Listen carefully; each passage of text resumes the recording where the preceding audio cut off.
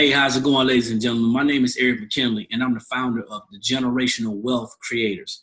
I'm an entrepreneur, a network marketer, have several businesses, but my main concern, my main focus is to teach personal financial success. So I'm here today to share something with you. It's a new video, and it's talking about the W-4, all right, the Form 2020. So now, if you don't know, the W-4 is a form that you fill out when you first get your job. Many people don't know how to fill a form out. And in 2020, man, the form has just gotten totally outrageous. So it changed drastically from 2019 to 2020. And just to be honest with you, man, I want to share some things with you that the IRS wants you to know, but are not going to go into detail and show you. And then I'm also going to share some things with you that your job doesn't know. And if they did, they couldn't tell you anyway. So let me go ahead and share my screen. Just want to share this piece with you. This is what the W-4 2020 looks like. And make sure I'm sharing this thing. Make sure. So yeah, this is what it looks like. And it's the same thing. It's an employee's withholding certificate. And the whole purpose of the form, it tells you on the form. So on the first page, it talks about your personal information. I scrolled too fast. Hold on, y'all. Yeah, so it talks about your personal information, all that stuff you can fill out. This is where it starts to get tricky on section 2. But I'm going to go down here to the instructions, all right? Right here, general instructions. And it talks about the purpose of the form. The purpose really hadn't changed. Some of the verbiage has changed. And I was online looking at a lot of videos, looking at different people and different, CPAs, different tax professionals, and they showed you about the form, but they're not going to show you what I'm going to show you. So here it is, the purpose of the form. It says to complete Form W-4 so that your employer can withhold the correct federal income tax from your pay. Now, if too little is taken out, then that generally means that you're going to owe at the end of the year when you file your taxes. If too much is taken out, then that means you're going to usually get a refund. Now, it says to complete the Form W-4 when changes to your personal or financial situation would change the entries to the form. That verbiage has changed from last year. And then it says for more information on withholding and when you must furnish a new W-4, go ahead and see IRS publication 505. And it goes on with more instructions, just like the last year's form, but it goes into multiple job worksheet, and it also goes into a table on page 4. So what I'm going to do now is I'm going to share the site where I want to take us to, and it's the IRS website. So what I share with you is all from the irs.gov website. You see it right here, irs.gov. That's the official website, and I'm going to be sharing from that website today. So what it says on the form, I just want to show you that real quick. Go back. What it says on the form is after you fill your name and everything out, and it scrolls down to section 2, you already know, you got to know what your filing status is, okay? So you do your name, first and last, you do your social security number, your address, all that stuff you know. Then you got to know what your filing status is, whether you're single or married, filing separately, whether you're married, filing jointly, or whether you head a household. And then it tells you, or qualifying widower, and then it tells you check only the household, check only if you're unmarried and pay more than half of the cost of keeping up a home for yourself and qualifying individual. So it explains to you what head of household means. But then it goes down here to section 2, and it says complete steps 2 through 4 only if they apply to you. Otherwise, skip step 5. Then it talks about see page 2 for more information on each step. So there's tutorials, instructions on each step that can help you fill out this form, okay? So now, step 2, it talks about multiple jobs or multiple jobs or spouse works. So that means if you're single and you got more than one job, you're going to fill out this form. Or if you're married and you guys are married filing jointly, you're going to fill out this form. So it says complete this step if you, number 1, hold more than one job at a time, or number 2, if you're married filing jointly and your spouse also works. The correct amount of withholding depends on the income earned from all of these jobs. Now, goes on to say, do only one of the following, just one.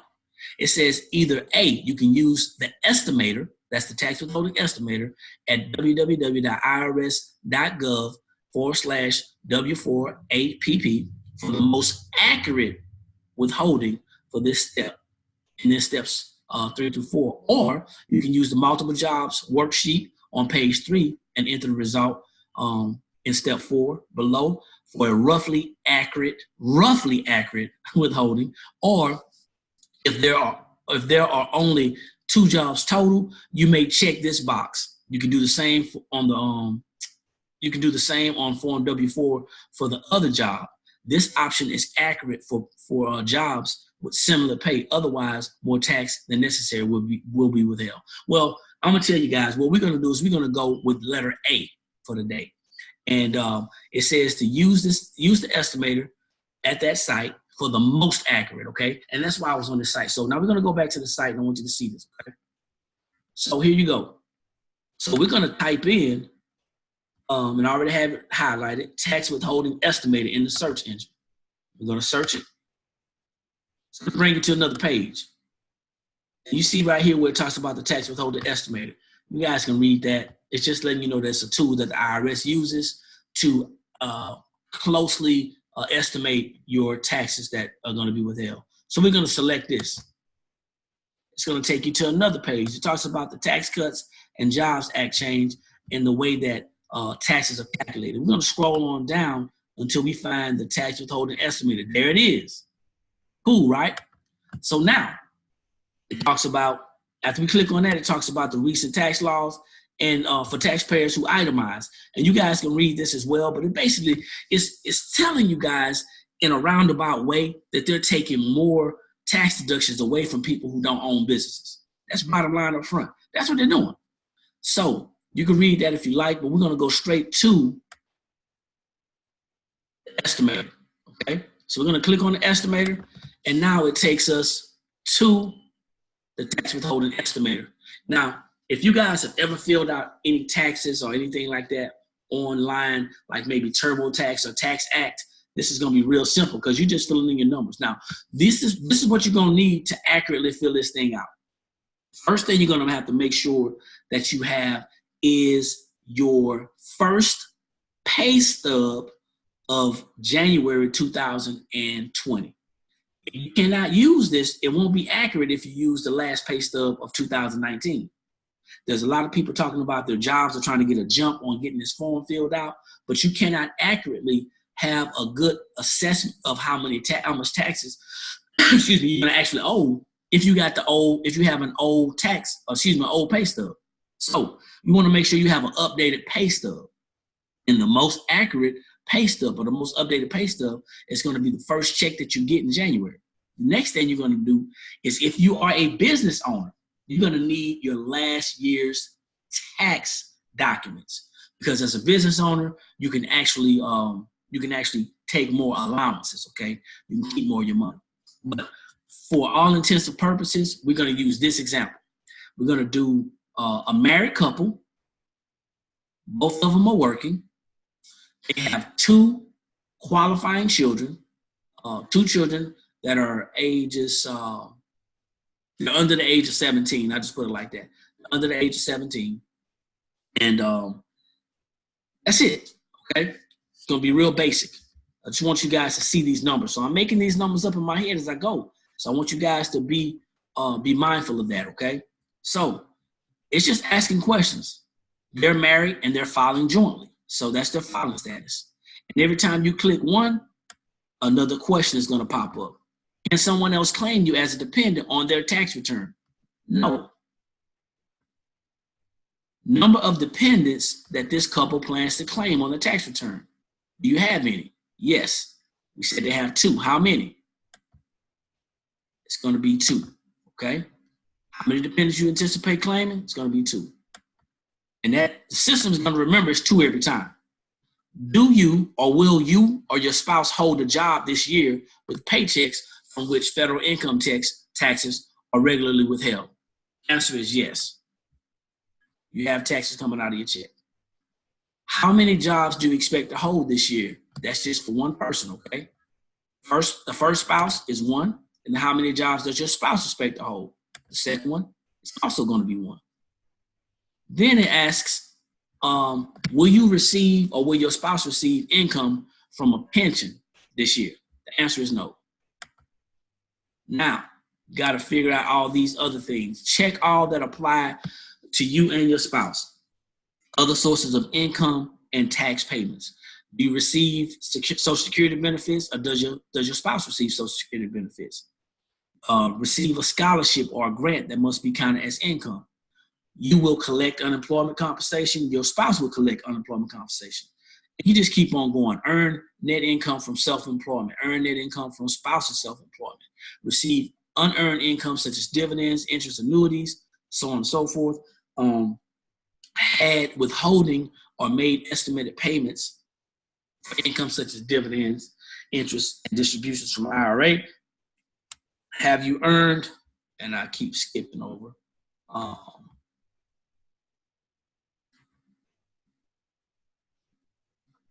go back, guys, my bad. Here you go.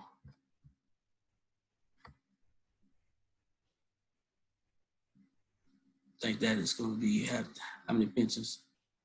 0. The answer should have been no, I apologize. So I just skipped around a little bit. You got to be careful when you go down with these lists. Okay, and then the demographics.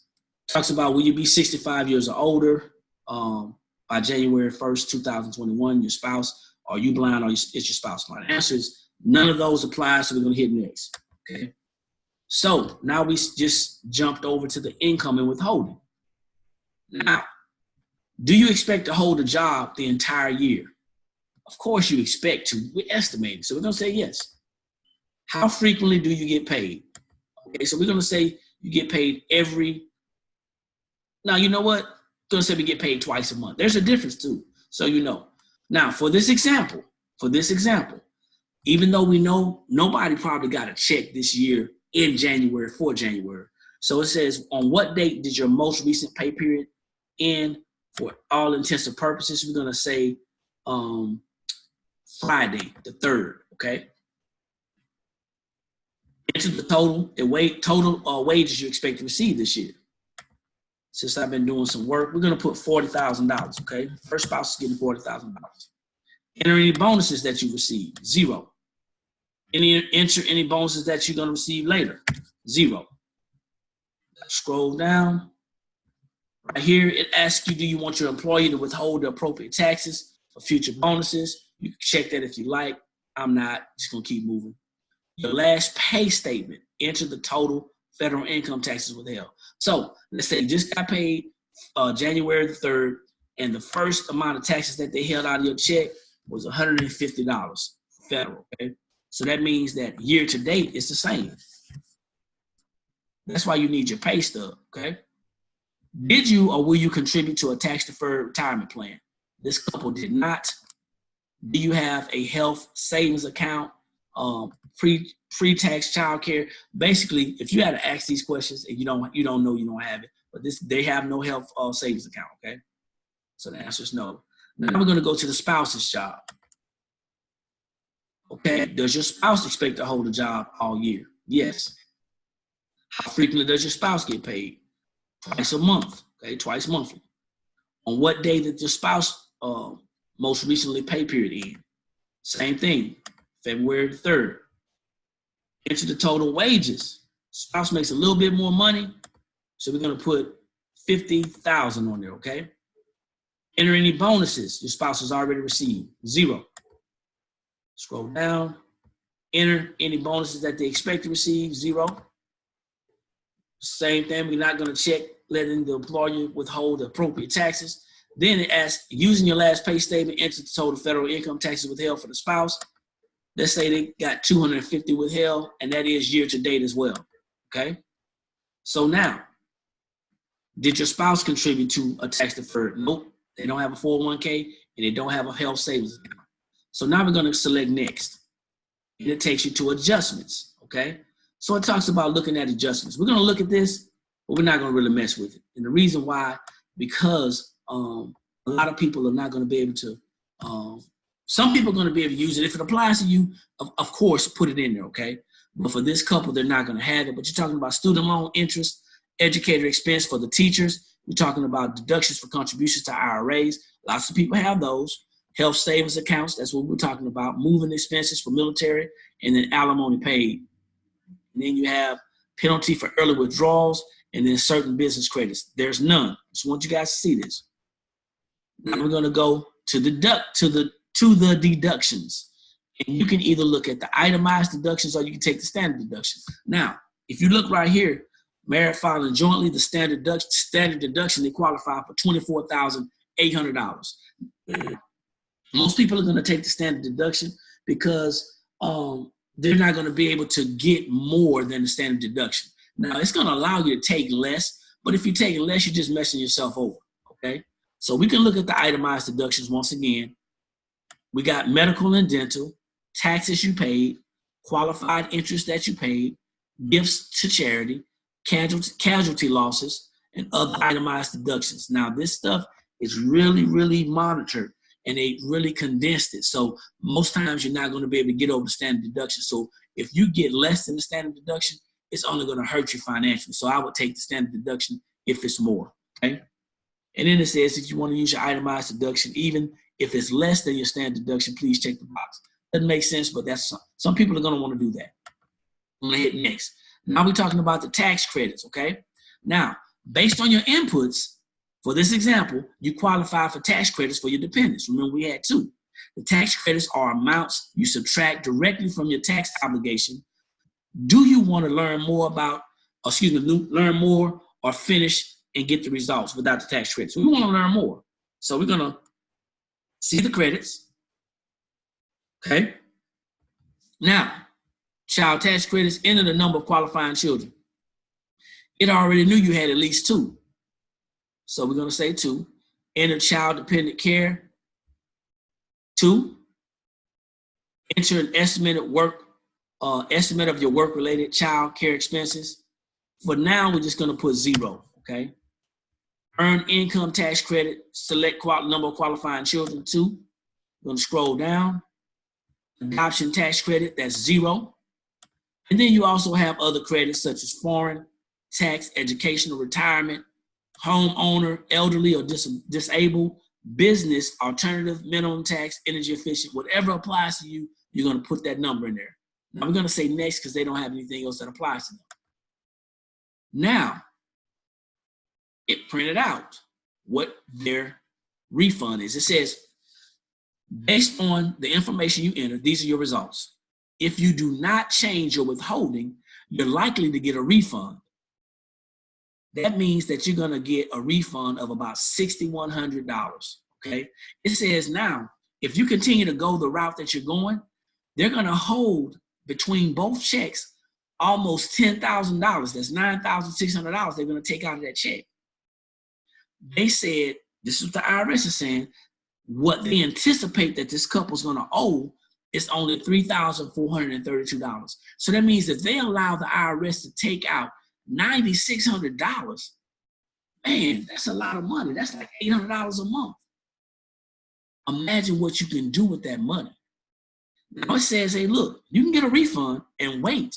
Or what you can do is, if you're not happy, you can take this little slide bar and you can slide it until you want a refund, or you can slide it until you don't want any at all.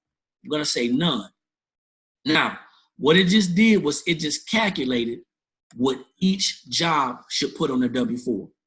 It says to get the refund that you desire, you're going to need $44 to be withheld from each check. That's it. So this person gets paid twice a month. That means $44 every paycheck, twice a month. That means $88 is going to be withheld. That means that they're going to have $106 back in their pockets per paycheck. That's $212 they just increased. And it talks about here how to adjust it. So click on that. It lets you know how to fill it out. Select married filing jointly. Put it on line 1. Enter $468 for credits and other reductions to your annual withholding. Okay, in line 3, it says if you're using paper or using a paper form, print it, sign it, and date it, and then you submit the new form. And if that's not enough, you can actually go and click here because it's a pre-filled form. You're gonna have that $468 in there already. Watch this. I'm gonna make this just a tad bit bigger, okay? You would obviously put your name, first and last, social, address, and everything. You're gonna click married, filing jointly, and then it's already pre-filled out. So that's how much money, $468, that they're gonna hold out of your check for the whole year. Okay, that's the entire year. And they're gonna break that up in the pay periods. So that means if you get paid twice a month, you're gonna take that out. So basically what you can do, and I got my phone right now using my calculator, okay? You could take your amount, the $468, and divide that by 12, and it's roughly $39. It's roughly $39, okay? So here's the thing. Because they've already taken out an estimate at the first month. Okay, so it's just gonna be pretty much about 11 months. So let's try this at 11 months. Yep. So it's 11 months, it's gonna be $42. So that's what you're gonna fill out. You're gonna turn this in, okay? Now, for the next one, if you desire to get the refund amount, you're gonna need $76 withheld from each paycheck. That's $174 less times 2. That's about $348, okay? Extra in the checks. How do you do it? It lets you know right here. Put $810 on here, on this form, and the form is pre-filled, okay? Once again, you're gonna put your name. All right, 810 is on there. And if you take that $810 and divide it by 12, that's $67 a month coming out. Okay, so, or $67 coming out. So when you divide that, that's what they have. So now, here's the deal, guys. You got to understand, the form is not that hard to fill out if you do the estimator. But if you don't do the estimator, what's going to happen is you're going to have some trouble trying to figure this thing out. So I recommend that you guys do the estimator, do it, have it already pre-filled out, and then turn it into your employer. Don't go to HR and try to ask them because they're not supposed to tell you anyway. If you go to a tax person, make sure they're a tax professional and they actually understand the form. But I would, if I were you, I would look at the form, try to do it myself. I would actually go through the IRS, estimate it myself, and see if it makes sense. Hey guys, look, my name is Eric McKinley, founder of Generational Wealth Creators. Like I always say, guys, when you know better, that's when you can do better. And the only knowledge that's powerful is properly applied knowledge. Follow me on my YouTube channel, Eric McKinley 72. Guys, also hit me up. I'm on Facebook, Eric G. McKinley. I'm always sharing some financial education, some financial knowledge, something that's going to put some money back in your pockets. Guys, if you want to connect, let me know. If you got a question, I'll leave my phone number in the caption as well, so you guys can contact me if you got any questions. You guys take care and have a great day.